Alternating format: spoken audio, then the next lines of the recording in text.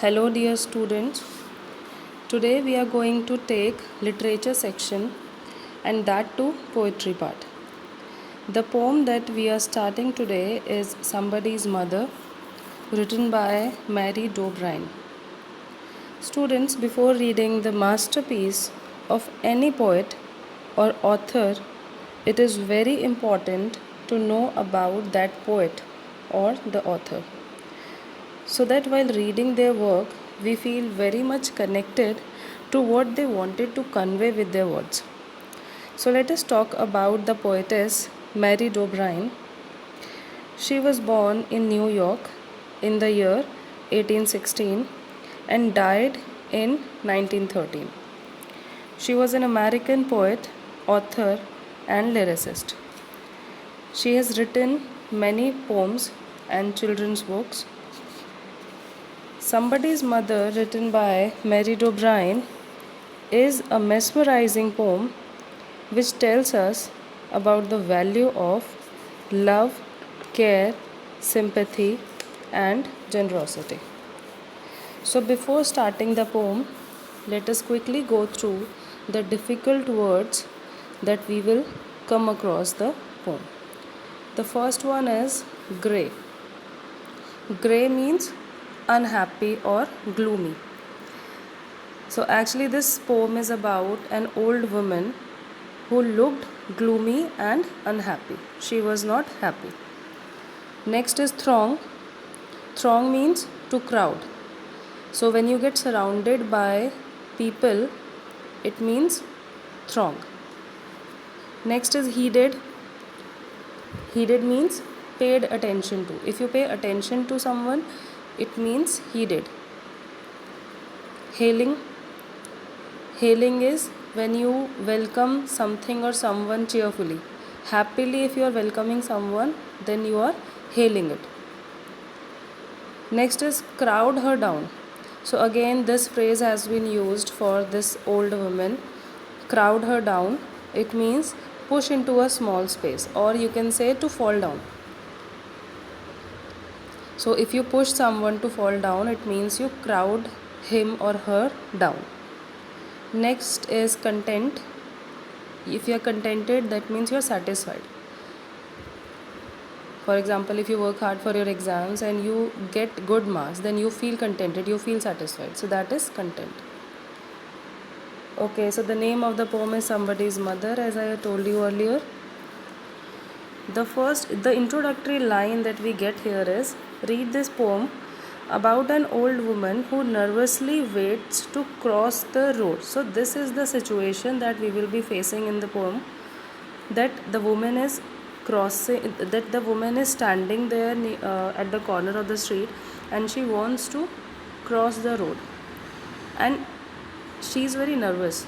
Why is she nervous? That we will get to know when we read the poem. A young schoolboy sees her anxiety and rushes to help her. So, a young schoolboy, he finds that the woman is quite nervous and she is anxious. So, he rushes to help her. Now, students, all of you are told since childhood that we should always help others, we should never lie, we should never steal something. So, these are the good habits that we are taught since our childhood. But only few of us follow all the good habits, right? Not everyone follows all the good habits. Sometimes it happens that willingly or unwillingly we commit mistakes. This poem is about a boy who shows generosity and care for an unknown lady, wishing that someday, if his own mother also faces such problem, then some boy would help her also. He wishes that if in case he is not nearby and his mother also faces such situation, then there must be some boy who would help his mother like him. Alright, so let's start with the poem. The woman was old and ragged and grey. So, in the first line, you will get the physical appearance of the lady. She is old and ragged. What is the meaning of ragged? Old and torn clothes. Old and torn clothes. So, she is not wearing very good clothes. So, here you can get this idea that the lady is not only old but she is poor also. She is not from a very well-to-do family. She is poor. That's why she is wearing old and torn clothes. So the woman was old and ragged and grey. What is the meaning of grey? Unhappy. So we got three adjectives for the lady: old, wearing ragged clothes, and she was grey, means she was gloomy. And bent with the chill of winter's day. I told you in the introduction part of the poetess that she belonged to America. She is an American poetess. So, whatever climatic situations you will see here will also be American. Obviously, because the poetess is American, so she has written about her native place only. So, this woman was bent with the chill of winter's day. Obviously, the climate in America is quite chilly. When it is winter, the climate is very chilly. So, the lady was feeling very cold and she was bent. Why is bent written here? See, the lady is bent because of two reasons. One is she is old. Because she is old and she is poor, she might be weak also. So because of this weakness and because she is aged and weak, that's why she is bent. And secondly, because it is very chilly, the weather is very cold and she is not wearing proper woolen clothes, that's why she is bent. So here we have two reasons of her being bent. Alright, so the woman was old and ragged and grey and bent with the chill of winter's day. So because it was very chilly, it was very cold, that's why the lady was bent. The street was wet with the recent snow. So it had recently there was a snowfall in the area. So the street was wet. It happens when the snow melts, the roads become slippery, it is wet. So the street was wet. That it means that the road is slippery, the road is wet because there was a snowfall recently. And the women's feet were aged and slow. Again, we get to know that the lady is aged, she is old, and because she is old, the road is slippery. That's why she is walking slowly so that she doesn't slip on the road. Alright. Let us go through these four lines again. The woman was old and ragged and grey. This is the physical appearance of the woman. She is old. She is wearing torn clothes and she is unhappy. And bent with the chill of winter's day. It is very cold because there was a snowfall recently and the lady is poor, weak, and she is not wearing proper clothes. Because of these reasons she is bent. वो झुक कर चल रही है. Bent is झुक कर चलना. The street was wet with the recent snow. So because it had snowed recently, so the street is wet. And the woman's feet were aged and slow. So the women's feet were aged because she is aged, she is old, she is walking slowly, and because the street is wet, she is feeling nervous while walking because she doesn't want to slip on the road. She stood at the crossing and waited long. So where is she standing? What is the situation here? She is standing at the crossing and waited long. Why is she waiting? She is waiting for someone to help her cross the road. She wanted somebody to come and help her cross the road. Alright, next is alone, uncared for, amid the throng. So alone, she is standing alone, uncared for, that means no one is caring for her. Although the street is flooded with people, there are a lot of people on the street, all are moving here and there, but nobody is caring for her. This is the first line. Alone, uncared for, amid the throng. Amid, what is the meaning of amid? Surrounded. So amid the throng we just read in the word meanings, throng is crowd of people. So surrounded with the crowd, surrounding with the people. So what is the situation here? The woman is standing at the crossing, waiting for someone to help her cross the road. She is alone, uncared for. That means no one is caring for her. Everyone is moving here and there, but no one is paying attention to her amid the throng. So she stands there alone, surrounded by people, but no one is caring for her. Of human beings who passed her by. The crowd was of human beings, throng of human beings who passed her by. So you can say the people who are there, the crowd of people, can we call them humans? I don't think we can call them humans. They are humans by name only. But a weak old lady was standing there. She was nervous, she was anxious, but no one was paying attention to her. So this situation does not show that the people there had humanity. Alright, so she was surrounded by people, but no one paid attention to her, no one helped her. Nor heeded the glance of her anxious eye. Heeded means paid attention to. This is given in the word meanings. Heeded is paid attention to. So, nor heeded the glance of her anxious eye. So, no one paid attention, no one paid a glance. What is a glance? A glimpse. So, nor heeded the glance means no one paid attention to her anxious eye. She was nervous, she was anxious, she wanted somebody's help, but no one paid attention to her. Down the street with laughter and shout, glad in the freedom of school let out. So, down the street, because we can have the idea that this area is hilly. This is the hilly area because there was snowfall also. It is very chilly, the climate is very cold, so that we can get this idea that this area is hilly area. So now down the street, all of you must have been to hilly area. So down the street, that means down there, with laughter and shout. Who was laughing and shouting? Who was laughing and shouting here? Glad in the freedom of school let out. So the school bell had rung. School children came out and they were laughing and shouting. So you people are quite aware of this situation. When school bell rings, children come out of the school. They feel like that they have come out of a prison, right?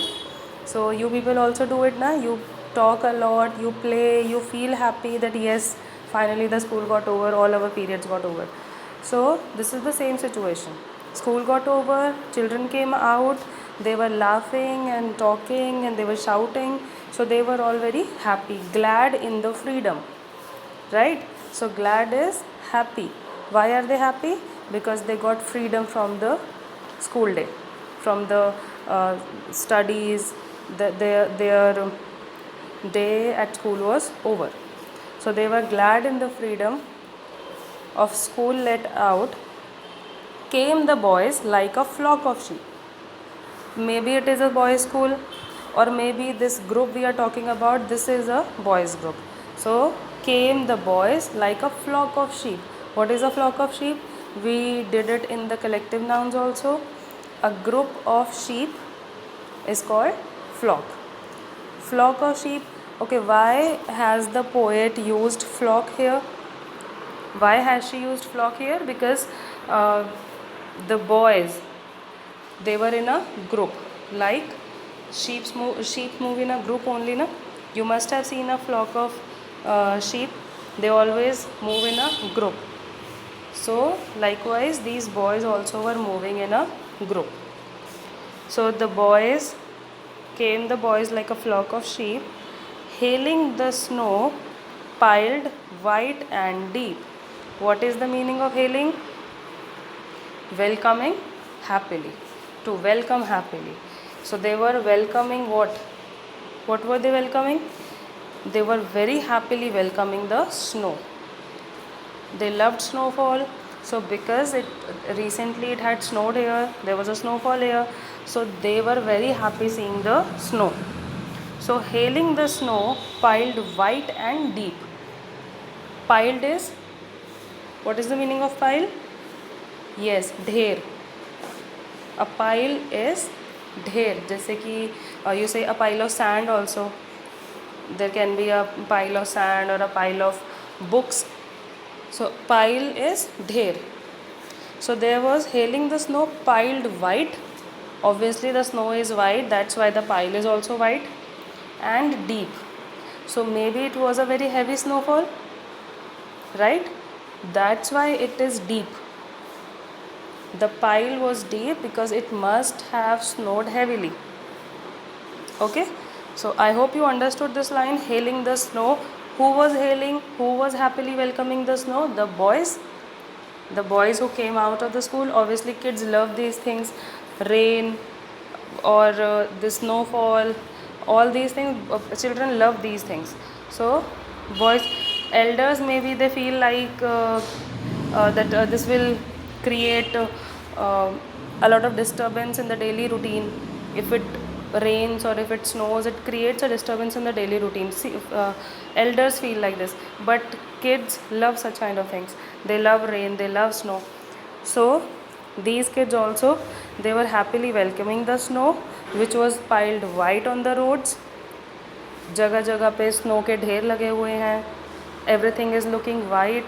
The whole valley must be covered with white snow. Everything was looking white and deep. Why deep? Because it must have snowed heavily. तो बहुत सारा बर्फ़ का ढेर जगह जगह उनको दिख रहा है. And they are delighted with this sight. Okay, next is past the women so old and grey, hastened the children on their way.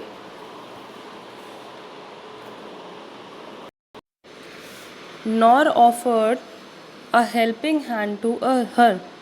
So this group of boys, they were moving happily, they were happy at the sight of snow, but no one offered a helping hand to her. They did not offer a helping hand to her, they did not help her. So this group of boys, they just passed, they saw her, they saw the old woman standing there at the corner of the street, but no one helped her. So meek, so timid, afraid to stir. So here also we got 3 more adjectives for the lady. She was meek. What is the meaning of meek, children? Meek is quiet, someone who doesn't speak. If she wasn't meek, she could have spoken, she could have asked for help, but she did not ask for help. She was just standing there nervously and anxiously, but she did not speak anything, she did not ask for help. So it shows that she was meek and she was timid. What is the meaning of timid? Yes, someone who gets frightened easily, someone who lacks confidence and courage. That person is called timid. Afraid to stir. What is the meaning of stir? To move. But she was afraid to stir. That means she was afraid to move. And why was she afraid to move? Yes, lest the carriage wheels or the horse's feet should crowd her down in the slippery street. Why is the street slippery? Because of the recent snowfall. The street was wet. So she was afraid that if she would move by herself, she would fall down and come under some carriage wheels or the horse's feet. Obviously, because I told you earlier also that the poetess is American. So in this poem also you will get a lot of American things. So the carriage, the horses moving on the street. Secondly, because this area is hilly. In hilly areas you get this mode of transport quite easily, horses and the carriages. So this shows that the poem has been written depicting a hilly area. Alright, so this group of boys passed this lady, but no one helped her. This lady was meek, timid, and she was afraid to stir, and she was afraid that if she would cross the road by herself, she would definitely fall down on the slippery street and would come under some carriage wheels or the horse's feet. Okay, now let's move forward. At last came one of the merry troop.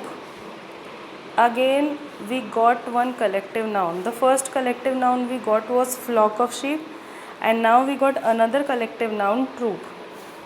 What kind of troop was it? An adjective for the troop is given here, merry troop. Merry means happy. So it was a happy troop. Troop again is a group of boys. So merry troop means a happy group of boys. So they were all happy. So the gayest, at last came one of the merry troop, the gayest laddie of all the group.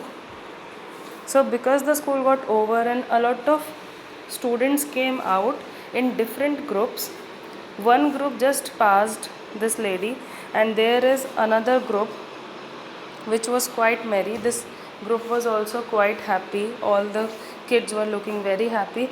But the happiest boy, the gayest lady. What is the meaning of gayest? Happiest. Lady, you can say kid, a young boy. So the happiest kid of all the group, he paused beside her. What is the meaning of paused? Yes, stopped. He stopped beside her. Kids, in your last class also, that means in 6th class, we did difference between beside and besides, if you remember, right? So what is the meaning of beside? Yes, standing along or sitting along. Okay, so he paused beside her, that means he came and stopped beside her. He came and stopped near her or along with her, and whispered low, and he spoke something very slowly. Whispered is to speak something slowly in a low voice. And what did he say? What did he whisper? He said, I will help you cross if you wish to go. So this was the first person who asked her for helping her. He was the first person who asked her if she wanted some help. So I will help you cross if you wish to go. Her aged hand on his strong young arm. Now see what irony here. What is the irony here? This lady is elder to this young boy. She is elder, but still she is weak, and this young boy, he is strong. The lady is weak and the boy is strong. Although there is a difference in their ages, the lady is quite elder to the boy. So her aged hand, that means her old hands on his strong young arm. So she kept her hand on this boy's shoulder. She placed, and so without hurt or harm, he guided the trembling feet along. She placed her hand on the shoulder of this boy, and without hurt or harm, that means very conveniently, very comfortably, this boy made this lady cross the street, cross the road. He guided the trembling feet. What is the meaning of trembling? Yes, tremble means कांपना, जिसको हम हिंदी में बोलते हैं कांपना, tremble. If your hands tremble, that means sometimes if you are nervous or if you are weak, your hands or feet tremble. So here, because this lady is old and aged, that's why her feet are trembling. So while she was moving, her feet were trembling, but this boy very conveniently and comfortably made her cross the road. He guided the trembling feet along, proud that his own were firm and strong. So what made this boy proud? That he was strong enough to guide an old woman, a woman who was quite older to him in age. who was taller to him, older than him, but still the boy was stronger. So this made him proud that yes, I am stronger to this lady and I am helping her. So proud that his own were firm. What is the meaning of firm? Strong, something that cannot be moved very easily. So that is firm. So you can say that the firm is the opposite of trembling here, because the lady was weak, her feet were trembling, and the boy is strong, so his feet were firm, his hands were firm because he is strong. Okay, so the lady was weak and old and her feet were trembling while she was moving, and the boy is young, strong, and he was firm, his feet and hands were firm. Then back again to his friends he went. Now this was the part where he helped the old lady cross the road. He helped her, made her cross the road, and he came back to his group. Then back again to his friends he went, his young heart happy and well content.